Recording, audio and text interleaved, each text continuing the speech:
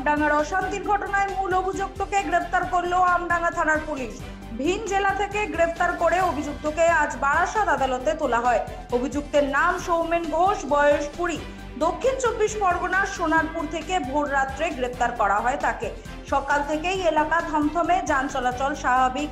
12 নম্বর জাতীয় সড়কে আমডাঙ্গার Sonadanga Amdanga BDO office এলাকায় মোতায়েন রয়েছে পুলিশ।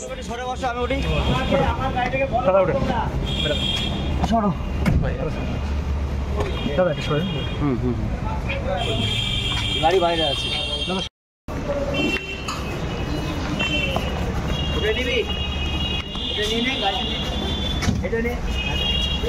আমাদের গাড়িটা আপনার গাড়ি বাইরে রেখে দেবেন।